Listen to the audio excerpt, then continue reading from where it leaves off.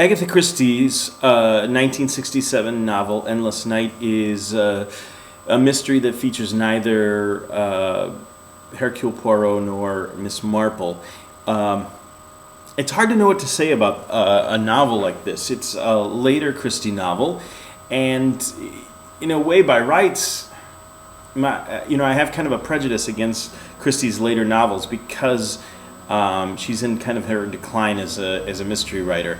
But this novel stands out from her other works. It's so well done and it's so well put together that you hardly realize what's going on until the very end, and you realize that this is, in musical terms, it's almost a requiem or a fugue. It's got this a very heavy tone to it, and it's unlike anything else you've read in Christie, and unlike anything I've read up to this point. She does explore similar themes to some of her other novels, but it's done in such a different way that it really makes this novel stand apart from her other works. The basic premise of the novel is that this young man named Michael Rogers, who's the narrator of the novel, has fallen in love with this girl named Ellie, who's a rich American girl, very rich, probably the richest woman in America. And from the moment he meets her at Gypsy's Acre, he's fallen for her. And he's also fallen for Gypsy's Acre, which is this kind of rambling piece of land out in the country, and there's this old house on it. They fall in love, they get married, they decide to build a new house. One of Michael's dreams is to have a house designed by the architect Santonix, who is kind of a mysterious man who seems to be able to see through people. So Ellie and Mark get married. Ellie's family are freaked out because she's just gone off and married this stranger with the help of her governess / companion Greta, who nobody seems to like, but Greta's kind of helped them orchestrate this. And the one family member or attorney in the family who's closest to Ellie is Andrew Lippincott. And although he doesn't particularly like Mark, he does agree to kind of help, make the best of the situation and help this young couple get by. Santonix designs the perfect house for them at Gypsy's Acre, and he's kind of a dying man, and he's always making these sort of cryptic remarks. But then everyone in this novel is making kind of cryptic remarks. Greta seems to be able to see something about Mark that other people don't see. Even Ellie and Mark see each other in very different ways. But probably the most important figure in Mark's life is his mother, who seems to know all about him and know what he's up to. And he seems a bit haunted by her. He kind of puts it down to this idea that mothers and sons always have this relationship where children keep secrets from their parents, but somehow they kind of know them better than anyone else.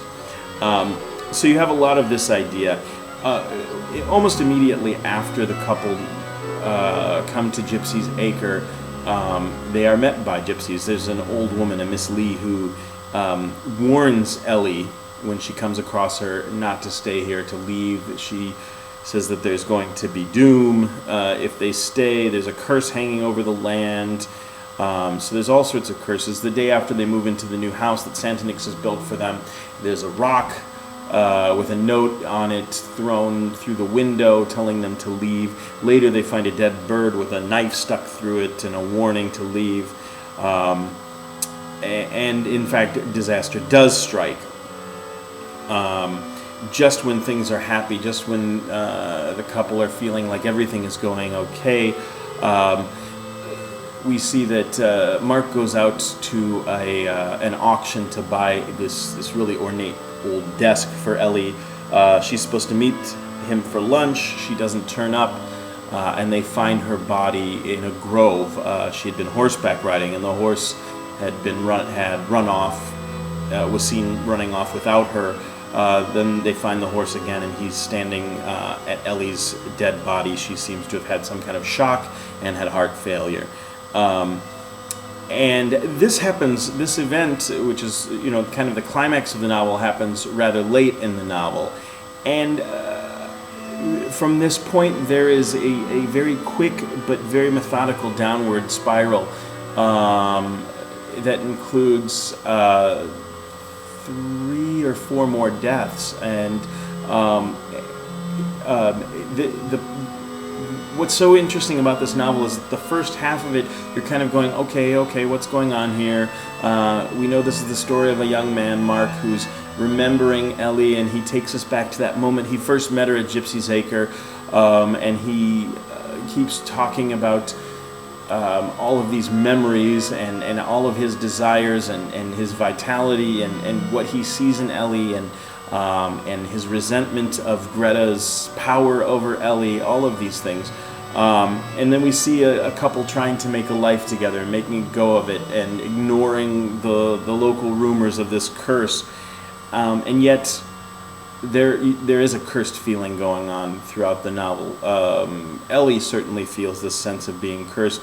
Mark himself tries to push it away, but you get a sense that there's something always there.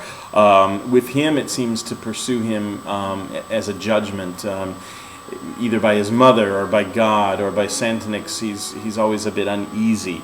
The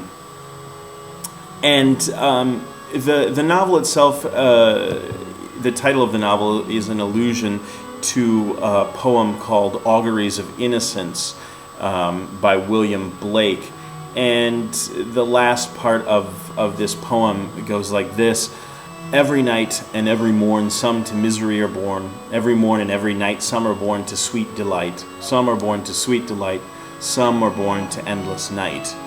And this passage is repeated over and over throughout the story because Ellie, she plays the guitar and she sings this tune. And there are other little snippets from this poem that come through. And I won't read the whole poem for you because it's a rather long poem, but when you read the novel and go back and look at the poem, you see the very, very strong influence of this poem on the entire novel. There is a snippet of another poem, Requiem by Robert Louis Stevenson, and this Requiem goes like this: under the wide and starry sky, dig the grave and let me die. Glad did I live and gladly die. I laid me down with a will. This be the verse you grave for me. Here he lies where he longed to be. Home is the sailor, home from the sea, and the hunter home from the hill. And this poem, or the lines from this poem, come fairly late in the novel, and by this time we kind of understand their import. I won't spoil it for you by describing what that might be. But I think what I noticed about this novel is that more than any other Christie novel of this era, it does have a youthfulness about it. It's got, she really gets under the skin of Mark and Ellie and Greta, kind of our 3 main players here. And there's a contemporary feel about it.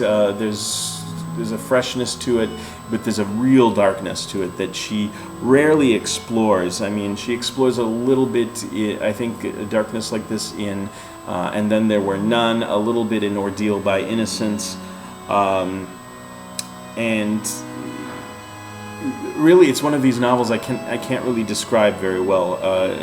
One needs to read it for themselves to really get the feel of it. Some of the motifs running through it is superstition with the gypsies, the eye of God, this idea that God is watching everything we do, and whether we do good or bad, and the idea that